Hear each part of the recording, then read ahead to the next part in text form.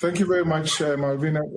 Colleagues, let me start by welcoming everyone to this webinar, and also to thank all the colleagues that made this possible. I know a lot of work has been taking place. Hala, I know, and also David on the IDRC side, and also on our side. Colleagues have put in a lot of work in getting this report ready, but also getting this webinar ready, and also our colleagues that are able to join us. Tina, it's always good to see you, and I hope to see you in Dakar in the near future. And also Dr. Sheng from Cambodia, it's a pleasure. And but is Dr. Sheng here?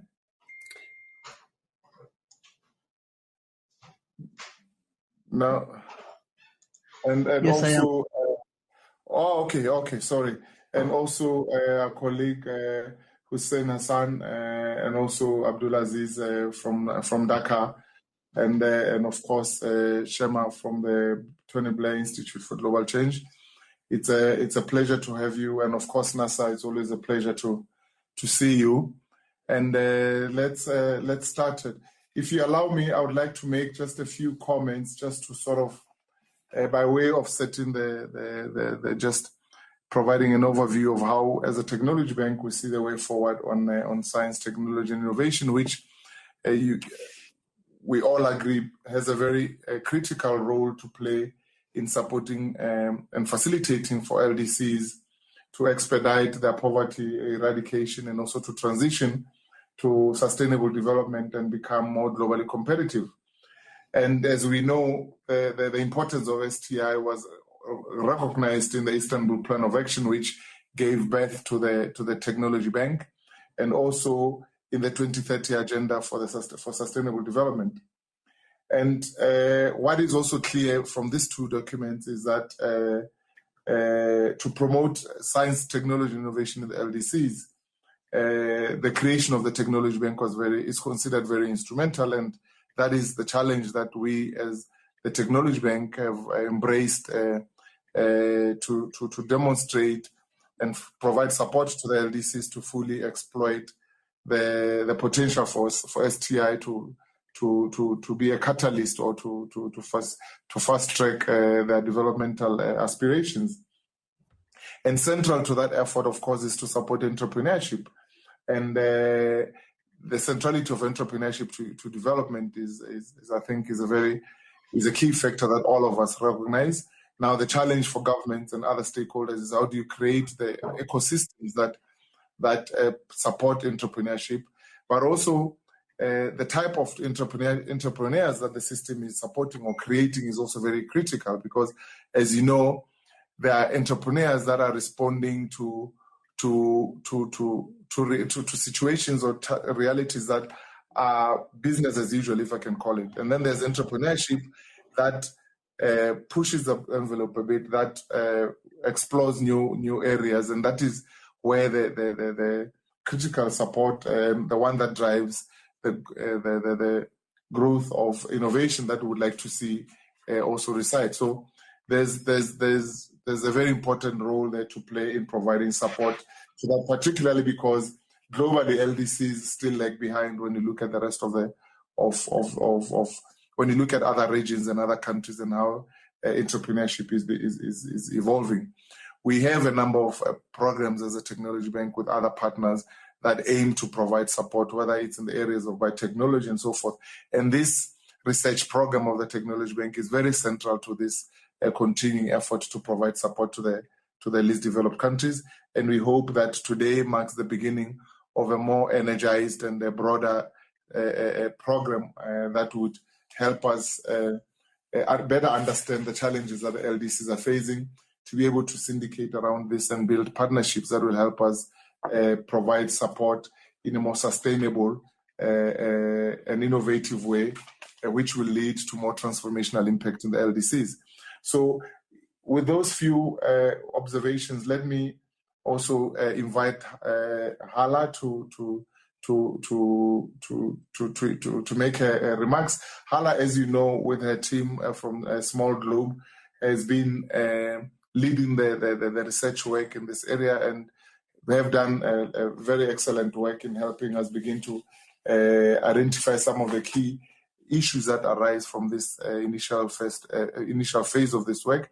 And this is how we're able to put this together on the basis of that, and hope that we can then be able to work out a much more ambitious and broad-based program of research in these issues, and cover more countries. Of course, in this first phase, we're only able to cover a handful of countries, but we look to expand this. And with the partnership with IDRC, we're very confident that we'll be able to do this. So, Hala, with those few remarks, let me pass the floor to you. Thank you very much, and greetings everyone from Toronto, from a sunny morning in Toronto. I'm delighted to be at this stage of the research, and after a lot of work through the COVID times to see the birth of the report, it's a wonderful feeling. And so many people have contributed to this work, and I want to thank a few of them. I want to thank Joshua Setipa for his work, and David O'Brien for actually directing us to this theme in the first place, and for your intellectual support and financial support. And I want to thank all our interviewees, who many of whom are here, who were so generous in sharing their rich stories of SME developments in the countries. You really made this work be something. I want to thank the panelists in advance for taking time out of the busy schedule to take part in this. And then I want to thank the organizers from the Tech Bank and also from IDRC for all the work you've done from A to Z in terms of preparing every step of this webinar. Lastly, I want to thank my colleague, Jennifer Bell. Just a second, I want to put here presentation. I'm sorry.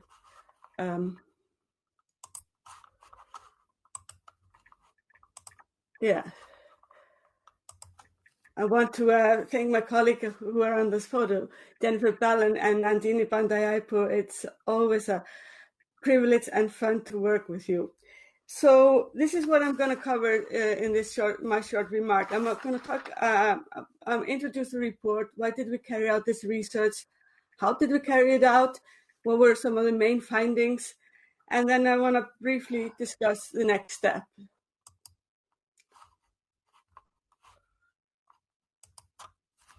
Okay, it went into this one.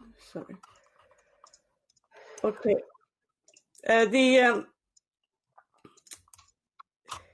So basically, the research examines and contrasts how 4 countries emphasize development on 3 fronts. The first one is how they promote the development of small and medium-sized enterprises in general. The second one is how they bolster information and communication technologies as a part of their SME development. And the third front is how they stimulate women entrepreneurship. So the goal of the research is to explore if there's a scope for least developed countries to learn from the experiences of the 4 countries on how to promote development on the 3 fronts. And also to explore if there's a demand for a program supporting research on SME development in the LDCs. So when we were choosing a country, our criteria was to select countries in Africa and Asia. We wanted to select countries that have had some initiative and research on their SME development. And so we started by doing an analysis of publication on SME development in all countries that are classified as LDCs, and for the period of 2010 and 2019.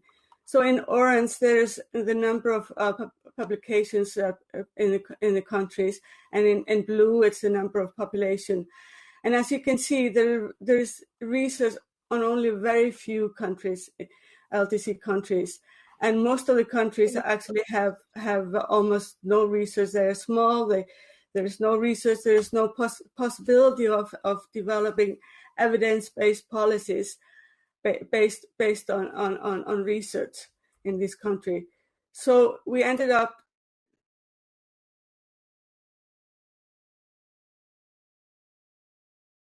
and Ethiopians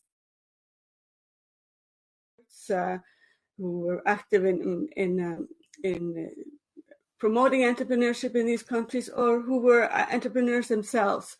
And we analyzed all kinds of documents and statistics as well. So very briefly, the main results, when we look at the policy emphasis, we've seen a considerable policy emphasis on SME development in all 4 countries, and particularly for the last 2 decades. They've all been emphasizing SME development in some ways. Their focus is included in, for instance, in national development policies, in industrial policies, or in specific SME policies. There was limited mentions of women entrepreneurship, but it's been increasing in recent years. And for example, it's mentioned in the Bangladesh SME policy in 2019, and also in Ethiopia's new national entrepreneurship strategy. We also see an increasing emphasis on digital policy, with almost all of these countries developing digital policies including on how digital and information and communication technologies can enhance SME development. And we also see a recent policy emphasis on startup. We see that with the development, for instance, of the Startup Act in Senegal, which will be discussed later on in the panel. And we see it also in work in Ethiopia in developing startup proclamation, for instance. The government support has been in different ways. Some countries have been active for a long time in setting up organizations to promote SME development.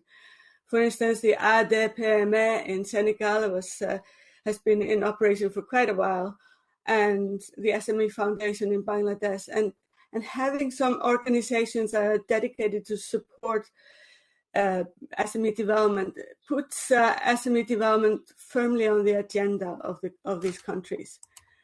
We see newer initiatives being quite different in scope, and we see more direct government investment in firms, and there will be some discussion about these examples of the panel as well.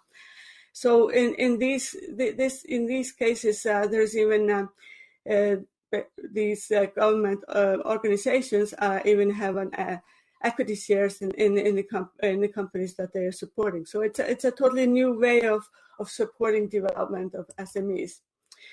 We see an increasing emphasis on technology-based firms and startups. It's very, very visible. For instance, if you look at the incubator and accelerators in the country, many of them are heavily technology-focused. And we also see a hybrid models where government and multilateral donors, they co-fund organizations, which is, for instance, in the case of the EDC, or they co-fund initiatives. So basically, we are seeing the government support being in very different types of programs and initiatives.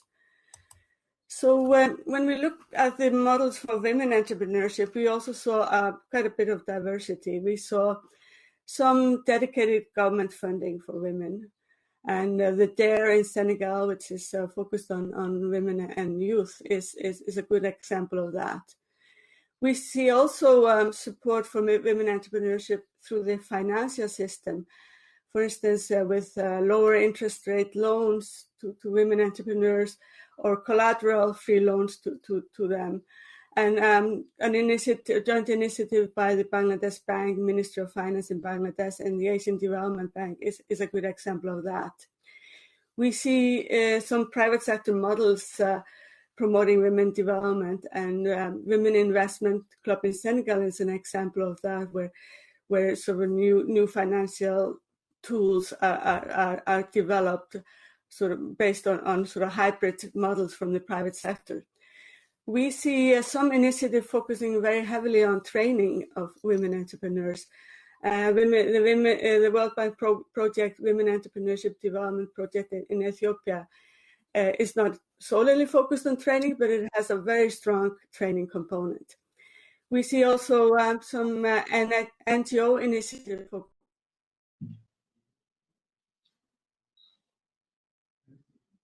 this.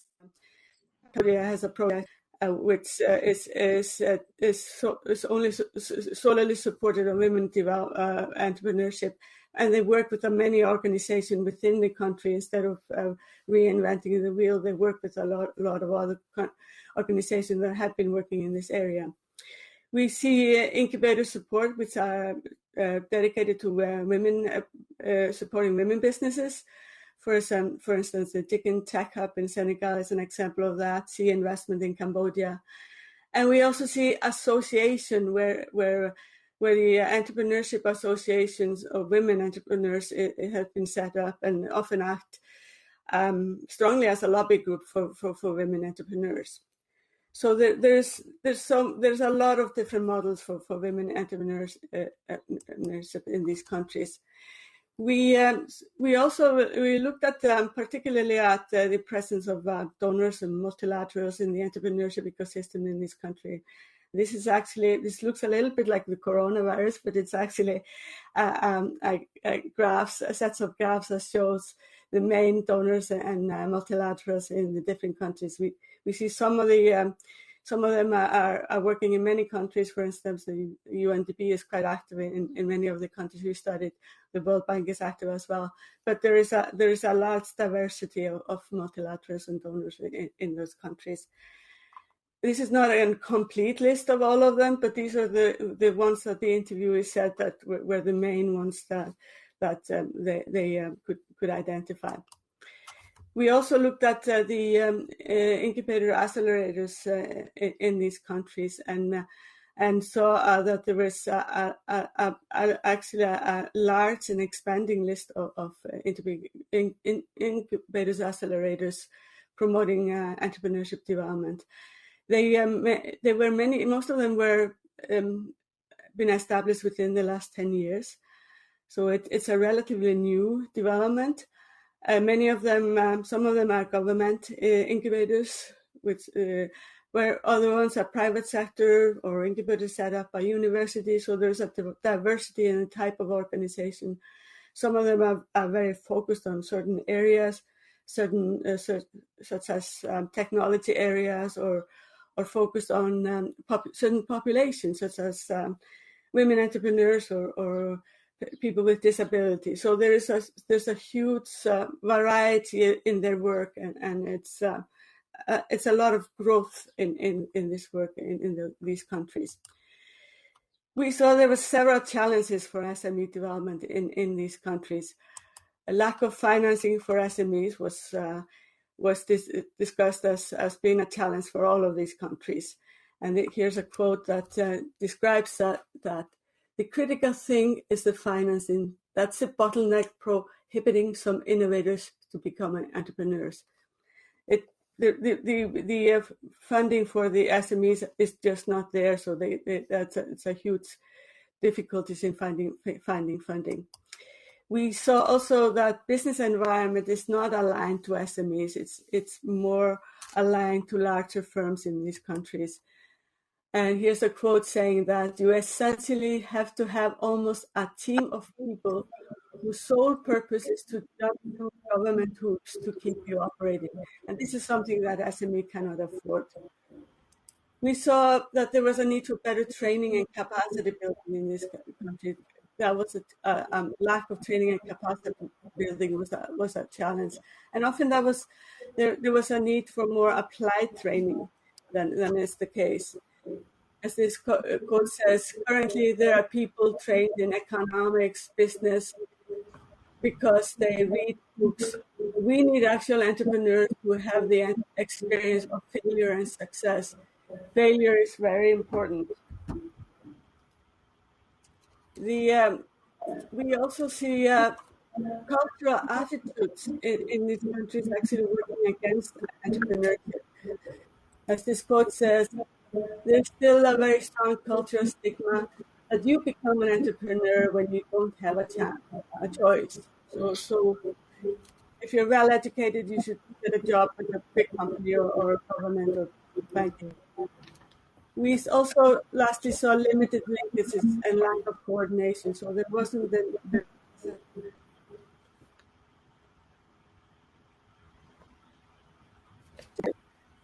as this quote says, it's not one voice.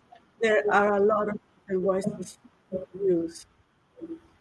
So there are many options available for next steps, and certainly scope to continue to support SME in the same path as has been done. What we want to highlight are three next steps that we think are important. First of all, we think it's important to establish a program to support research on SME development in the LDCs. As you could see, there is so huge gap in research in this area, and I'm very glad that at the end of this webinar we will hear some more news about development in that area.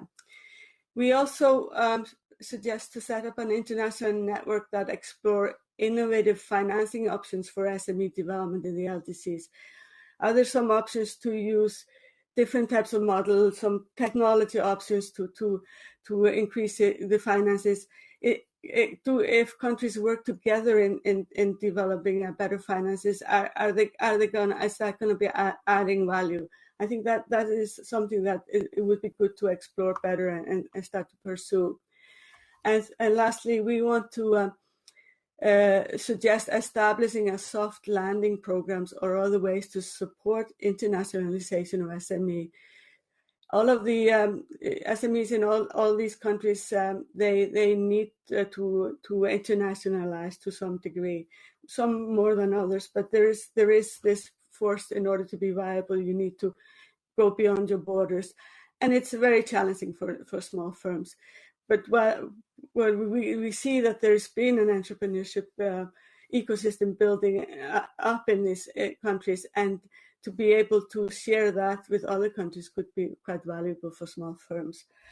I want to highlight in the chat that there is a link to the report. I want to encourage you to download it, read it, and tell us what you like and what you didn't like. We want to hear everything, and I want to thank you for your attention. And over to you, Joshua.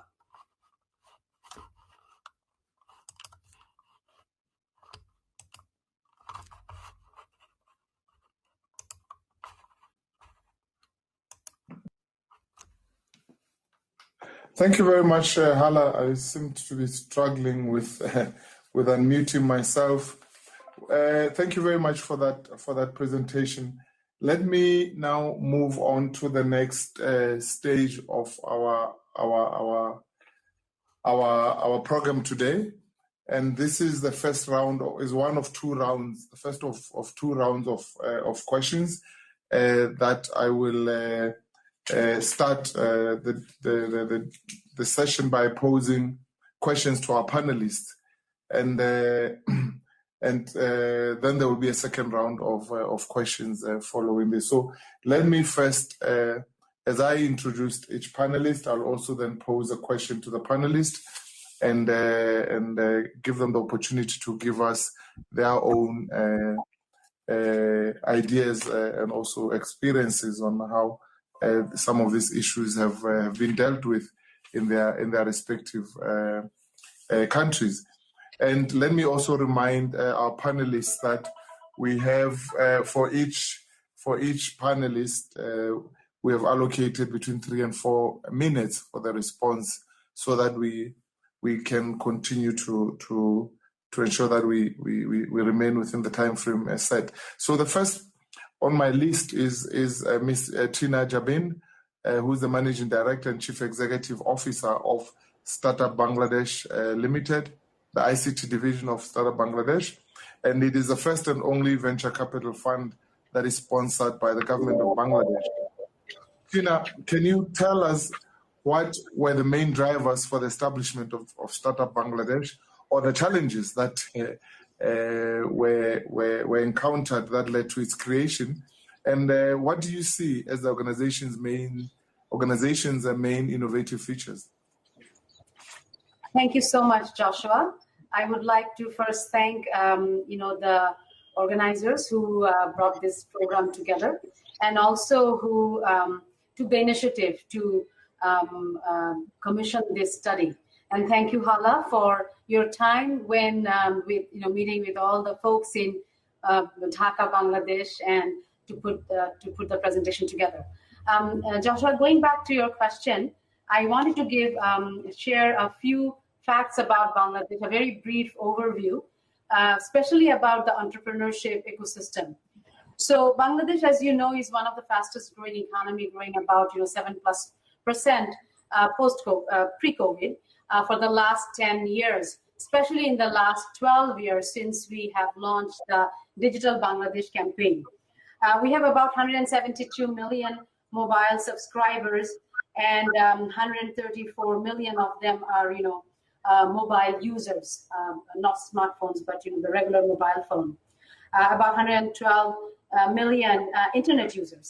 It's the 8th largest population in the world, so that gives you a lot of the density dividend. Also, the 9th largest mobile users in the world. The MAC population, middle income affluent population, is growing pretty fast, projecting about 3.5 million in next couple of years. And all of these good stories are being driven by the national agenda, which is a Digital Bangladesh. Probably many of you know about Digital Bangladesh campaign, where we are working towards taking Bangladesh from an LDC country to middle income country, and ultimately to a developed country by 2041. On the startup ecosystem, there is about the ecosystem is very new. First of all, probably 5 to 6 years, and about 2,500 active startups. We generated 1.5 million employments. Not big numbers when you compare to many other big countries, but for us it's a big thing because the startup ecosystem is only 5 or 6 years old. During 2020, we brought in about 30 million of foreign investment during this COVID period, and till now in 2021, we brought in about 38 million foreign investment in our startups. There is about 200 startups per year growing, and the government has taken initiative to create this VC fund, Startup Bangladesh Limited. Basically, the focus is to develop and foster a startup ecosystem, entrepreneurship ecosystem in the country. And the reason is, obviously technology is a thrust factor for the country. We cannot rely on just RMG export, which is the biggest export driver in the country. We are focusing also on diversifying our export market, which is technology. So obviously, startup is the way to go. So we wanted to have developing a startup ecosystem is one area. Startup Bangladesh is going to provide funding, provide network, partnerships such as this, and also ultimately to generate employment, because this is one of the youngest countries. Thousands of graduates are getting out. Not everybody can get a job. So obviously, we want a very, very robust, healthy startup ecosystem, which is going to ultimately create millions of jobs. And these are technology-related jobs, not just, low-paid jobs. So what are we doing for Startup Bangladesh Limited? Just very quickly, we are going to do equity financing to seed stage to growth stage startups. So that's one. We are also going to, I say connect the dots, which is, bring in angel investors locally and internationally. We are also going to bring in developmental partners, developmental agencies, where we can develop programs, which is very much heart of this discussion we are having, develop women entrepreneurs, assist women entrepreneurs to go to the last end. We are also working with SME foundations and many small medium enterprises. And the other thing is we will be working on startup policy and startup acts. So far, the VC Fund started its journey back in March, being in operations for the last 8 months. So far, we have invested in 7 startups this year. And our goal is to invest in 50 startups this year and invest about $12 million to $15 million. And the startups that we have right now, which is in our current portfolio, almost every one of them has some sort of a SME flavor and also have a women entrepreneurship focus area. So one example, Sheva XYZ. This is a startup which is working with about 750,000 micro merchants / SMEs.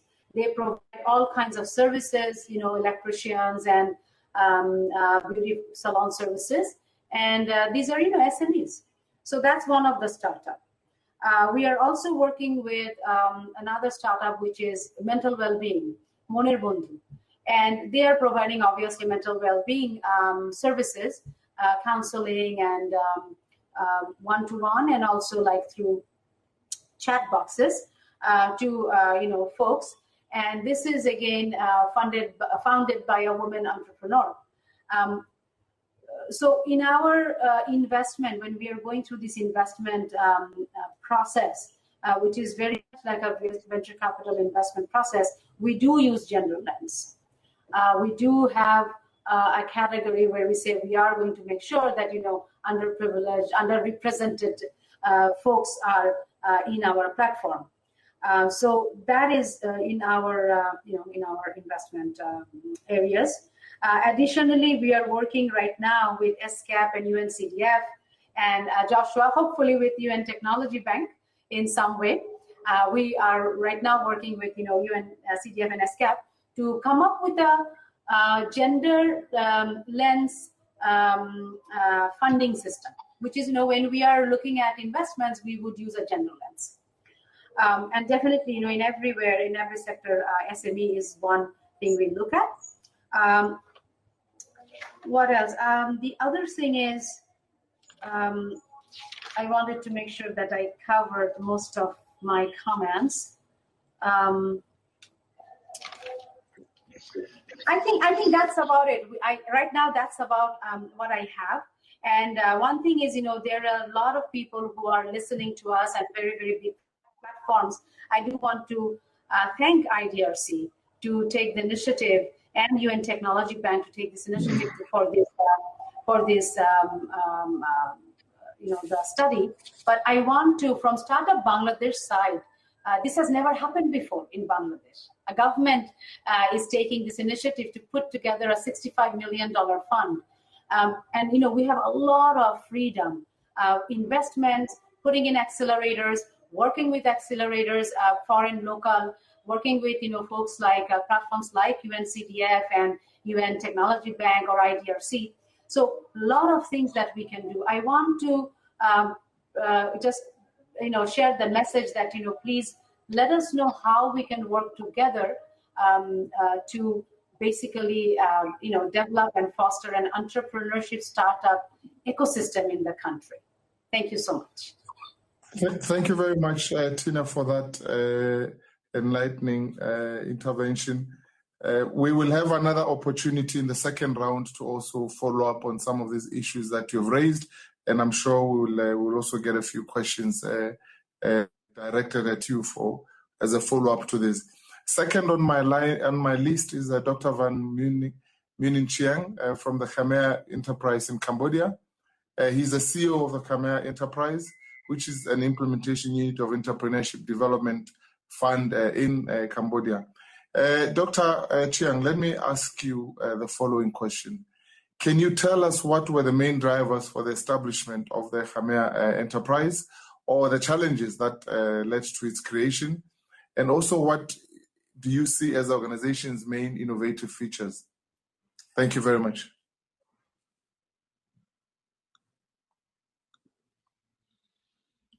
You are muted. You have to unmute yourself. Hi.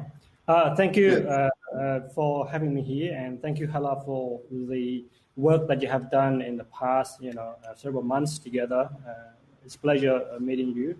Of course, this is my first time meeting everyone here, and thanks for asking that question, because our organization is actually quite young. It's only a couple years old. In fact, it started by just one person about 20 months ago. So your first part of your question is why why there's a need to have these organizations. I think there's two broad components that when I looked at the need to have such an organizations. The first one is that it is part of our national strategic plans. So every fourth year, when the new government or the existing government win the election, there's the fourth year of where the country would like to see itself. And one of that component in the rectangular fourth strategy is that entrepreneurship, creation of startups, and resilience SME is part of this core component of our economy for us to move forward. So when we look at that, we're looking at the first one. I like to point out the very, very first one is diversifications and crisis controls. Every decade, there is an economic crisis. Some crises existed in the country, some could expand into the regions, and others go global. So if you look into the past, I think around the 2000, you can see the dot-com bubble. That is, within the country that, into the high tech, put a lot of investment into that area. And then within that same period of time, you see the oil crisis, the oil price bubble, and then the 2007 to 2010, you start to see the subprime mortgage issues, and that just contained within United States. But then later, if you look at after 2010, you start to see different regions having that problem. So, for example, in Europe, you start to see the Greek debt crisis in Ukraine, in Russia and China in about 2015. And fast forward to 2020, we start to see COVID-19, which globally affect everybody. And luckily, we started having this initiative a little bit earlier, about 3 to 4 years ago. And now these organizations start to, just right before the COVID-19. So the idea is to be able to diversify SMEs so that if problem happen, it can better take the shocks from the issues surround the country as well as within the country. The second component of why we need to have an organization like Khmer Enterprise is that due to a historical reason. I mean, in 1975 to 1979, we have a civil war within the country. And that all the establishments, all the educated people were basically, exterminated. There isn't any infrastructure. So which means in Cambodia right now, we are doing a lot of catch up with our neighboring country, but also catch up with our own aspiration, where we want to see our country go. And many report has been pointed out that Asia is a future where most wealth will be created in this century. And we do not want to miss out in that from that opportunity either. So the economist believes that productivity in long term. And for us, this is the issue we want to address as early as possible, because if we leave it too late, it will be very difficult for us to catch up in terms of human capacity as well as linkage to our regional. Khmer Enterprise is created in terms of our scope, why we need it. So Khmer Enterprise looking at all phases of business development. So when I say business development, I'm talking about ideation. Someone with idea just come to Khmer Enterprise, can sit in our space, we provide a working environment, we provide fund to do prototyping, and we're also looking for investor to come and invest in this company. Khmer Enterprise can also invest in this startup. Of course, we want to be not the majority. We don't want to hold the majority of the stake in that investment round. So typically we go for the smallest in investment portions. So There are. If you look at it, these are the startup. But in terms of the SME, we're also working with them as well. So throughout this COVID-19, we turn the center not just to create new idea, but also to support startups who are struggling because of COVID-19. So we do a lot of grants. We have a lot of intervention to help the potential SME and potential startup to stay afloat, because they will be able to survive and thrive, perhaps, and hopefully they will after post-COVID-19. So in terms of our scope, where can we work on? Because, of course, it is funded by government, but we're not going to be able to work on anything that we like. So there are 4 real sectors that we are allowed to work on. So agriculture is one of the sectors that we allow to work in. And we primarily focus on agri-processing and export, because we have a lot of potential in this sector. In terms of the other sectors, such as manufacturing, we are not looking at heavy machinery. We're looking for very light manufacturing, mostly to do import substitution. I have another sector. The real sector is a service, which include tourism as well as logistics. And tourists, we're looking at a lot of local tourisms and logistics. We try to solve that in terms of how can we move, produce from one place to another, and perhaps extend it to export outside the country. Another sector that we are looking at is ITC, information technology and communication. But this sector is well established, ahead of other sectors, so Command Enterprise has minimal intervention in this area. So if you like to ask me what are the reason, these are the 2. One of them is the diversification of our SME, and also the innovation that we need to bring our youth and our SME to be in par with the regions. And the challenges, a quick one, basically we make decision based on data driven. We don't make any random decision. We have to collect data and make it. That's very difficult for a young organization, but that's the way to go forward. Institutional setup is very difficult. I mean, if you think about how to make it so that it is trustworthy, it has a good name, people from the big institution want to put money with us to grow the ecosystem with us, we have to build their trust.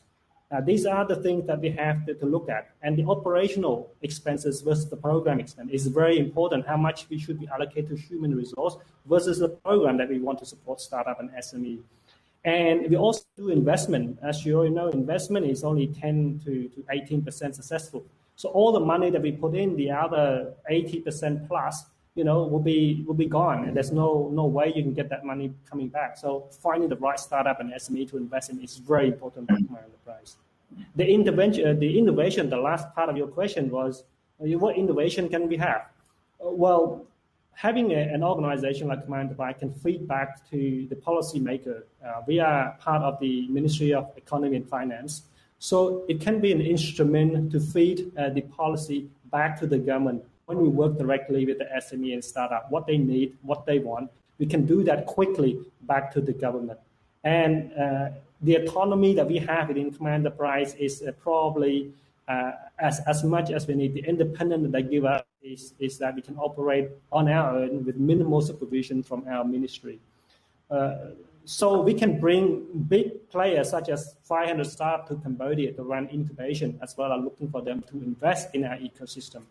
They're based in Silicon Valley, so that's the best we can bring in. We can also bring some good program from Stanford to through Command Enterprise to give to our local SME and also our government official to basically speak the same language when they want to talk to each other, instead of one asking for something and the other one doesn't understand what it means. So we do this in the last 2 years, but I want to cut it short so that we can go for the second rounds of questions.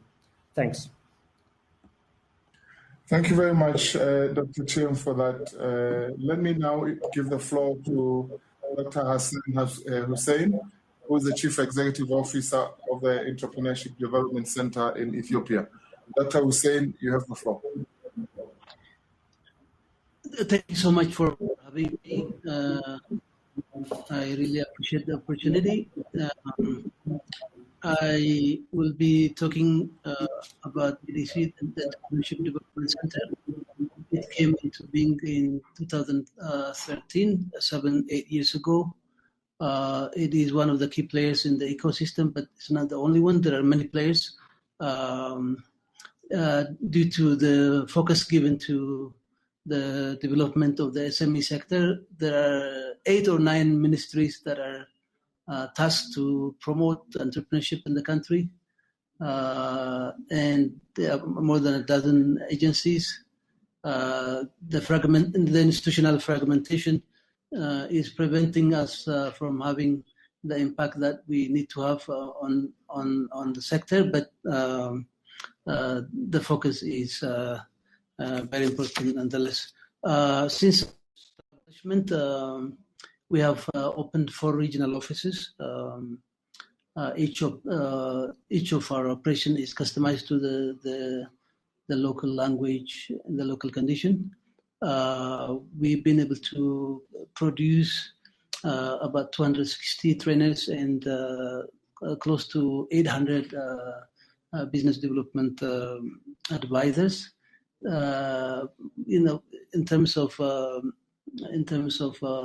this, we have the largest entrepreneurship support staff after Brazil. When we started with centers of excellence in entrepreneurship at 5 universities. We have raised that to 15. We plan to reach all the universities and in the country.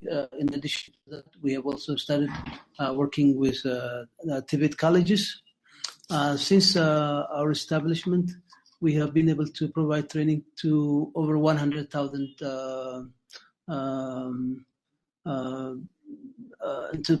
entrepreneurs. Close to 40% of them are women.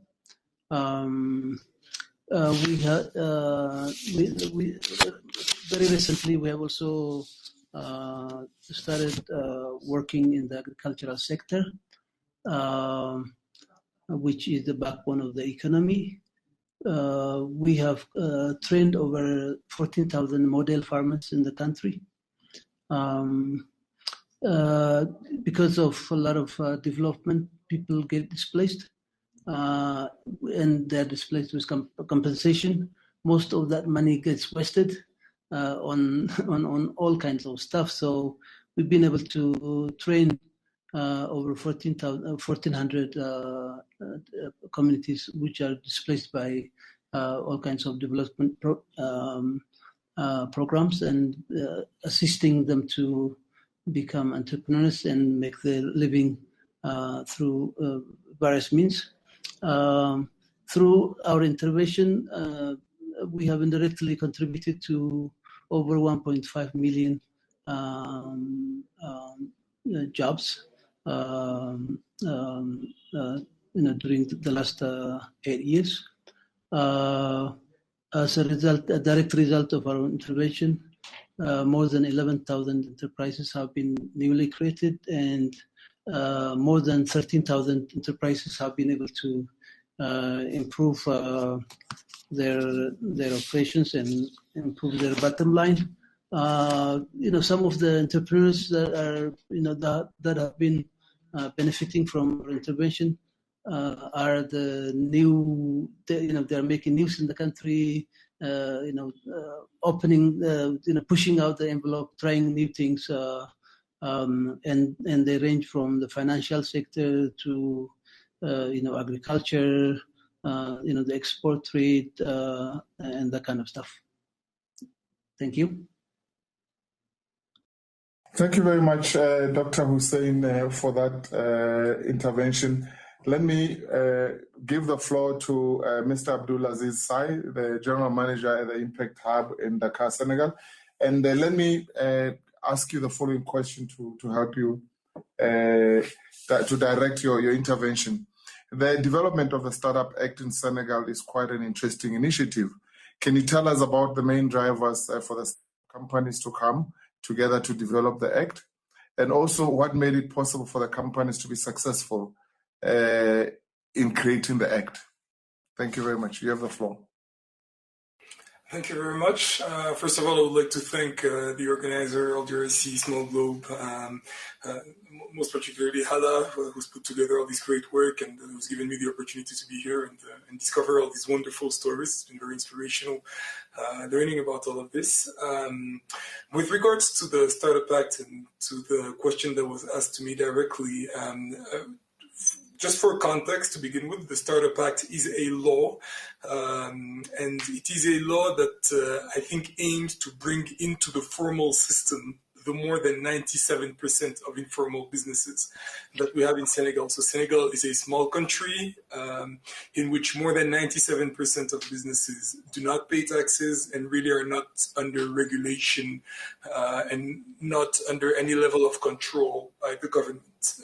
Which is a very unusual situation, of course, but also something that's very prominent in many least developed countries. As we know, many businesses operate outside of the official context or official framework that should be created for them.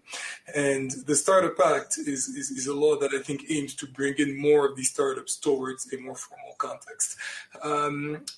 Me saying that 97% of businesses are informal means that there's very high pressure exerted on the 3% of businesses that are formal, among which startups are very specific types of businesses that do not, in this context, generate a lot of money, but that are very specific in terms of the types of products and services that they put on the market, that are very specific in terms of the level of education of the people behind them, and etc. And while they're usually very small, usually with very young founders, and usually don't produce that much money, they usually have to be formal, and there's again a very high level of pressure applied on that specific community.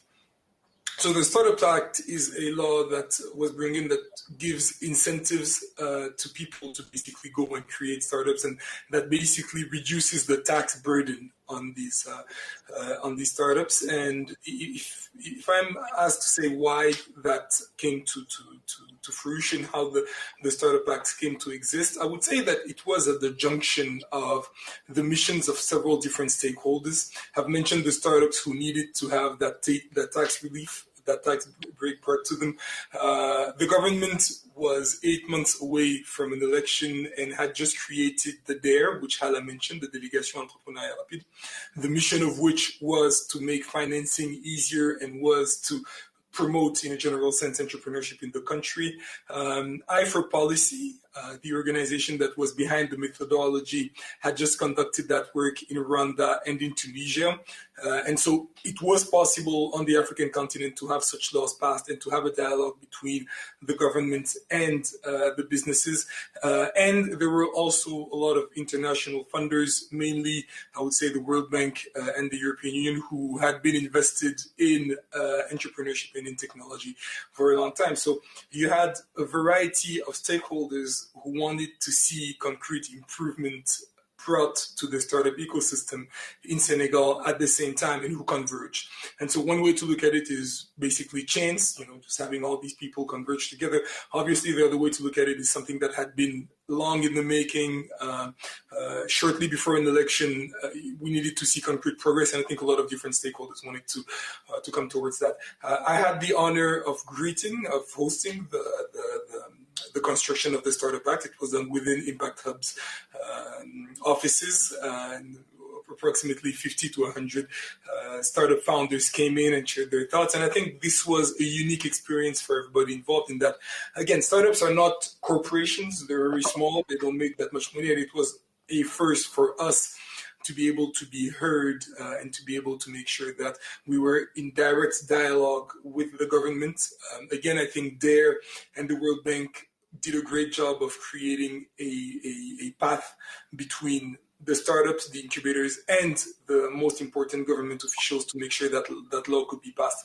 And so I think if there's any lesson to be drawn from that experience, it is the fact that many different stakeholders, many different types of stakeholders have to convene, have to come together at a table, that there needs to be a lot of dialogue, and that it also needs to be seen as sort of the culmination of many organizations different missions.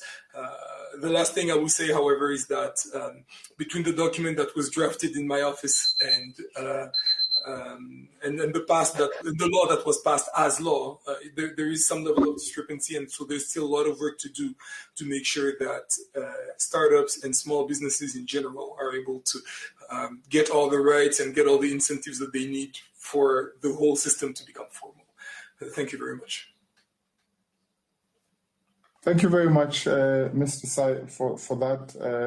Let me give the floor to our last panelist, Ms. Chema Tricky, who's an advisor at the Tony Blair Institute for Global Change. And Ms. Tricky, the Tony Blair Institute for Global Change has placed experts like yourself to work in policy making within organizations in developing countries. Can you tell us about why the Institute follows this approach and your experience in working with the Job Creation Commission in Ethiopia? Thank you very much. Thank you so much for having me today. It was really interesting hearing other colleagues' stories. I was particularly interested in the Senegalese experience, as I have worked myself on a startup act actually in Ethiopia just before leaving.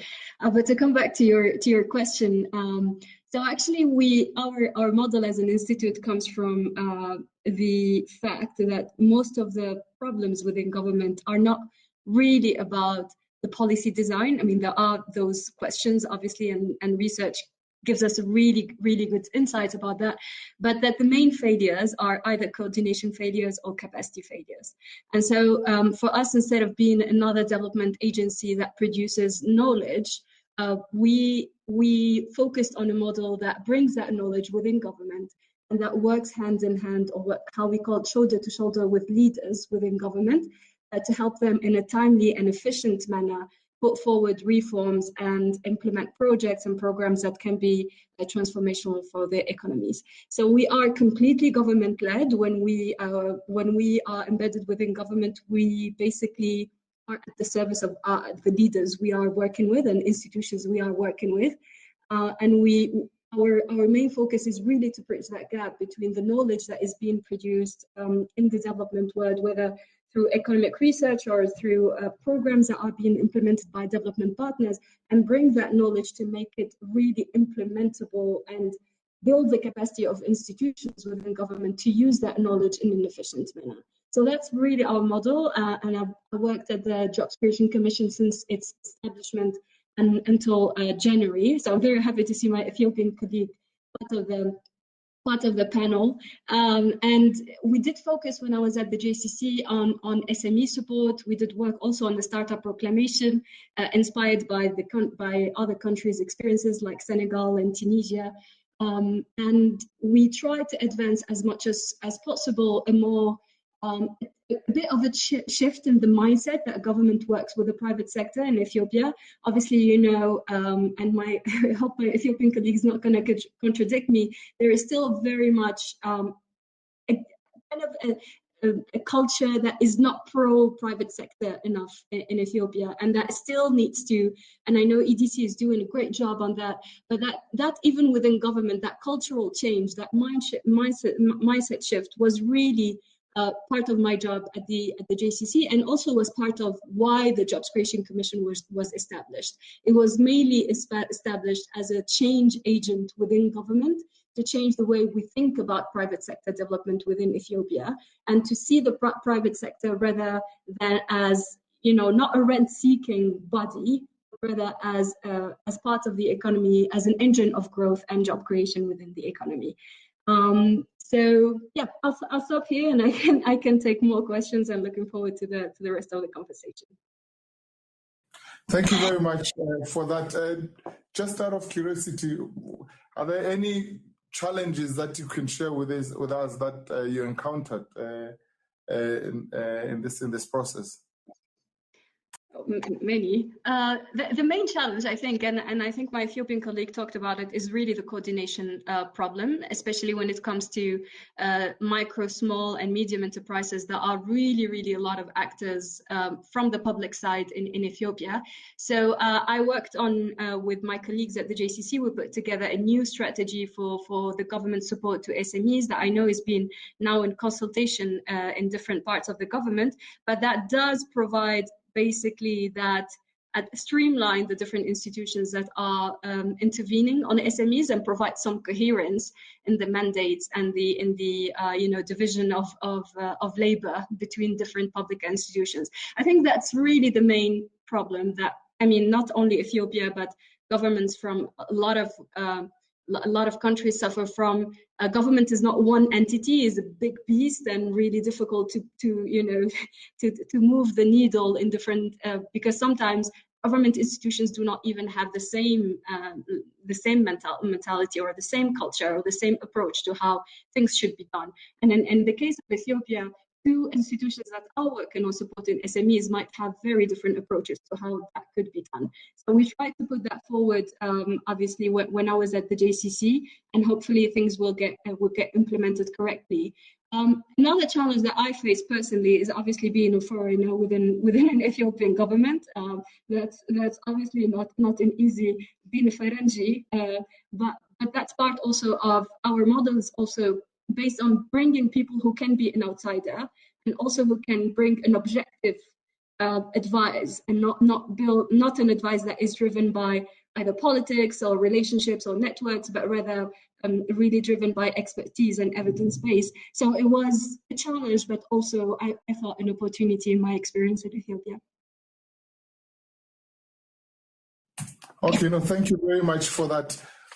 We are now moving on to the second phase of this Q&A session, and I'd like to give each panelist 1 minute so we can be able to move on to the next part of our program. And with this 1 minute, please answer the following question: what, in your view, is the role of research evidence, or does research evidence play in the post-pandemic recovery of the SME sector in your respective countries? So if you can just, in 1 minute, give us one or two key points as to how you see evidence-based research helping with a post-pandemic recovery efforts in the countries that you're familiar with. Let me start with Tina. Thanks, Joshua. Definitely SMEs played a huge role, but more importantly, what played a big role is the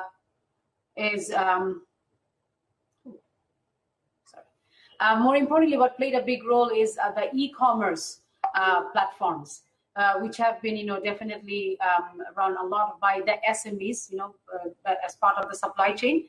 So probably there was about $3.6 billion worth of business transactions during this COVID time, still going on. And we are projecting that this e-commerce, which is going to be very much run by SMEs, big bulk of it, is going to be about $6 billion market. So, definitely there is a lot of potential, and we are going to make sure that SMEs and this sector is very much empowered and supported, technology funding and whatnot. Thank you. Thank you very much, Tina, for that. Dr. Ching, how do you see the contribution of research evidence in the post-pandemic recovery strategy in Cambodia?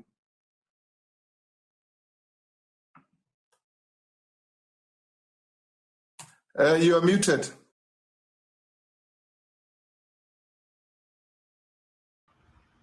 Yes. During this COVID-19, there's a lot of evidence that a certain market, a certain segment in the economy grows faster than others. It's not all, doing for everybody. Certain segment is doing well, such as logistics. This is because there's a lockdown in certain area. We now start to have red, amber, and yellow for different area in the city. So logistic grow faster than any other segment in the economy. And then there's an online payment. The growth rate, we should know that it's not grow as fast as a logistic. It should be less because the online payment, it doesn't absorb all the logistic growth because there's still some money exchange hand when the product is delivered to the customer. So the cash in hand approach will cap that online payment. The SME go digital is very important because everybody want to go online because they want to have their products seen by consumer, whether they can sell or not, because certain people want that to be an opportunity. So we see a lot of movement into this area. Local tourism is actually another segment that's growing by on its own. We know international travelers is a big no-no because of the lockdown, but the local tourism is growing and perhaps is here to stay. For the post-COVID analysis, I would say it's got to do with the stickiness of the issues. So if you look at the stickiness, refer to whether that idea will stay longer or not. We know logistic will continue, but we want to know whether the consumer behavior will change when the lockdown is no longer there. People might want to actually sit, and meet friends rather than order online. So we still want to see, the first couple of months after the lockdown is released. The SME go digital. I think this is the way forward. Whether it's Dr. Chiang, I have to ask you to wrap up. We have less than 5 minutes left because our next speaker is on a very strict time. But please, if you can wrap up. I just had the last sentence. I was about to say the local tourism. Shall I go abroad or travel local? This is something we need to find out after the COVID is over. Okay. No, thank you very much for that. Dr. Hussein, the same question to you. I can't overemphasize the importance of research. It will help us refine and customize our interventions. There are a lot of interventions by the government to kickstart and strengthen the sector, which are very counterproductive. I think research can highlight that. There is also there are a lot of policies out there. There is a lot of rhetoric on opening up the economy, but the implementation leaves a lot to be desired.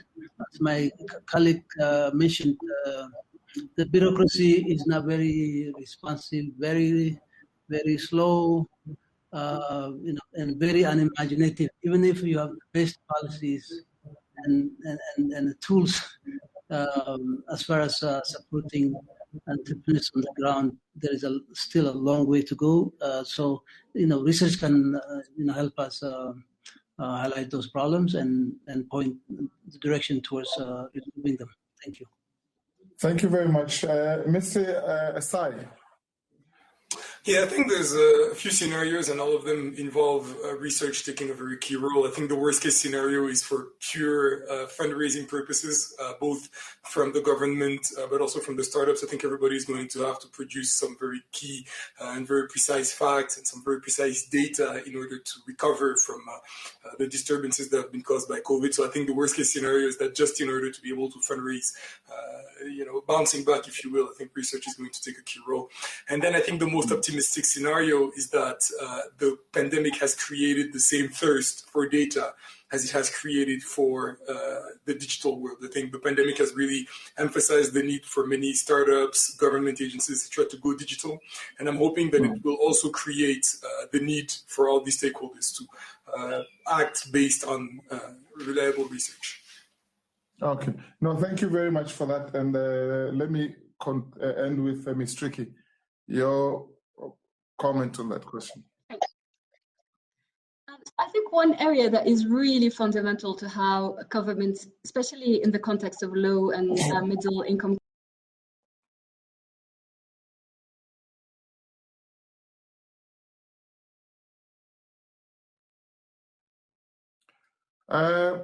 we seem to have lost you. Oh, apologies. Can you hear me now? Yes. So I was saying that I think one specific research question that requires further attention is, especially in the context of low and middle countries where the fiscal resources are very tight, and even now more tight than with the COVID-19, is really hard to target high growth SMEs. Though those SMEs are we know by evidence that can create much of the job, that could innovate, and that could improve the labor productivity, leading to the structural transformation that we want to see in sub-Saharan Africa and low and middle income countries. And that, I think, is a research question that is being explored, but there is much more evidence that could be produced there. Thank you very much for that. And also let me once again thank each of our panelists for these insightful interventions. We have limited time left, and we still have the last part of our session to go through. So I'll not even try to summarize the key elements that came out of this session. Let me quickly give the floor to Nasser Farouk, who's the Director for Education and Science at IDRC, and our key partner in this process. Nasser, you have the floor. Well, thanks so much, Joshua, and thanks to all the organizers for inviting me and for hosting this event, the team at the Tech Bank and my own team in IDRC. I'm really delighted to see so many participants from developing countries in the audience, both from research institutes as well as innovation agencies and other stakeholders. And I want to thank all of you. I really enjoyed listening to the panel. Hala, thank you so much for your rigorous report that told us so much about policies for SME development in Bangladesh and Cambodia and Ethiopia and Senegal. And I was delighted to hear your presentations, and several things struck me. I mean, I was delighted to hear about the idea of using a gender lens as a criteria for investments in Bangladesh, Tina. The idea of using data and making data-driven decisions for supporting the sector in Cambodia, Van. In a few minutes, I have to brief our minister on the World Development Report, which is being launched tomorrow, and which IDRC contributed to. So we're talking about data, and it's a really important issue for development in IDRC and broadly. So thanks for highlighting that. I was excited to hear about the different policies in Ethiopia with a focus on export trade. Hussein, thanks for that. And in Senegal, I mean, the emphasis and the point that you made, Abdulaziz, about 97% of businesses being informal, and incentives for the 3% that are formal, including reducing taxation, but also other types of incentives, and the need to bring different stakeholders to come together. So thanks for that. And Shima, I was just fascinated about the idea of being sort of embedded in a country like Ethiopia, and your points about the opportunities, the challenges of doing that, but also to bring an objective view to SME development in a particular country. So I first just wanted to thank all of the panelists and Joseph, for your amazing moderation of this and your partnership with us. So Hala, you're going to be excited to know that one of the recommendations that you put on your slide, the last one, was this recommendation to establish research support program for SME development in lesser developing countries. So to conclude the seminar, I'm really pleased to announce a funding opportunity that IDRC is launching in collaboration with the UN Technology Bank to address that recommendation. And so this research call is going to seek to generate new evidence on the performance and particularly the distributional impacts of innovation support programs for small and medium enterprises to promote collaboration between researchers and innovation agencies, and to strengthen the capacity for analysis and implementation of innovation policies.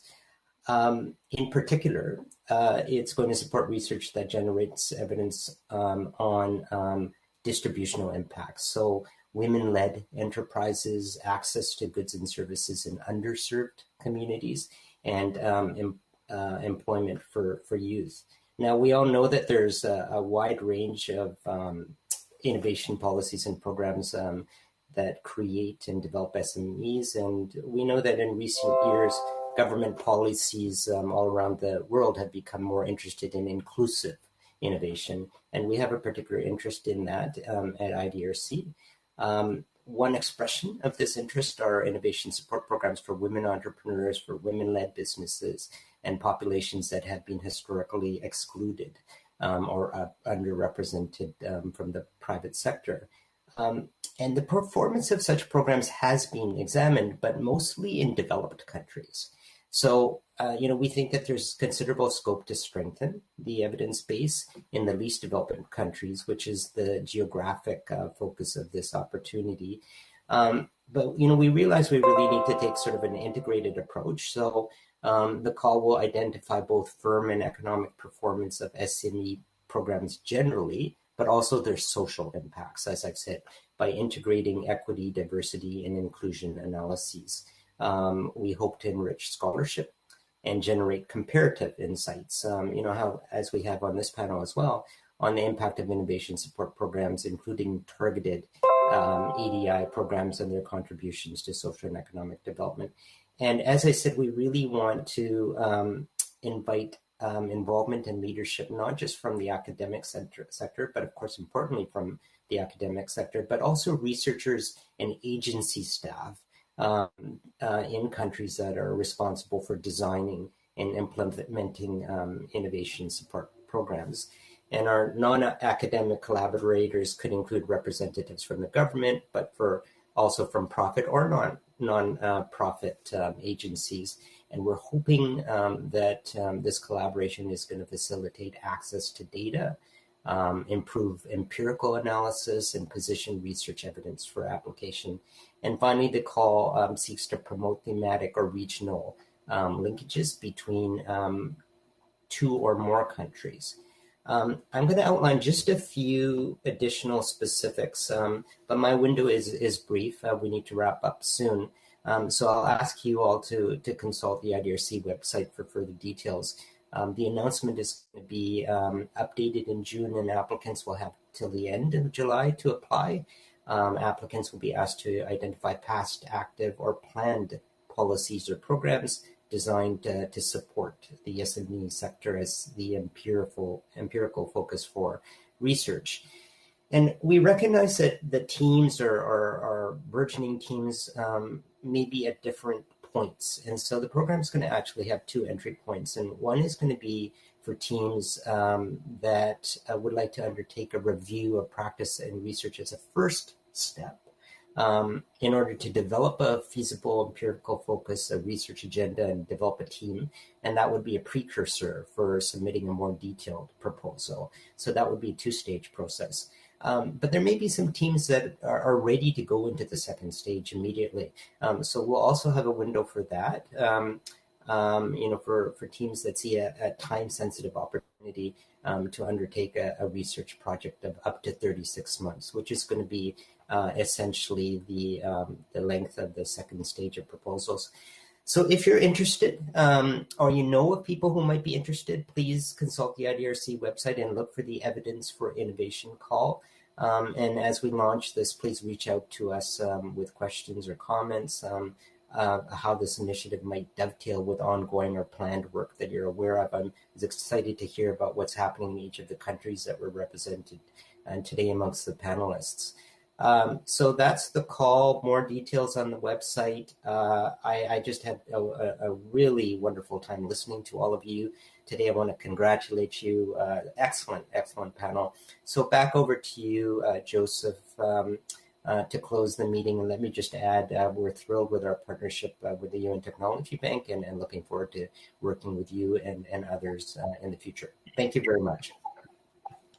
Thank you very much, Nasa, and thank you very much for making the case for this call, which we are very excited about, and we believe will be a major milestone in our partnership, but also in helping us understand better the challenges that the countries that we were created to support face, particularly as we now look at the post-pandemic recovery, which keeps getting further delayed because of this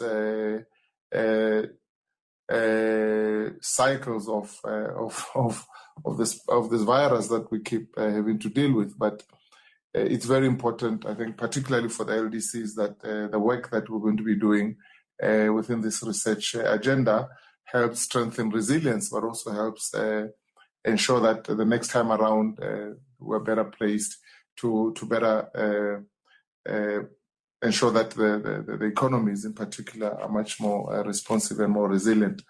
I should also join you in thanking our panelists, and of course Hala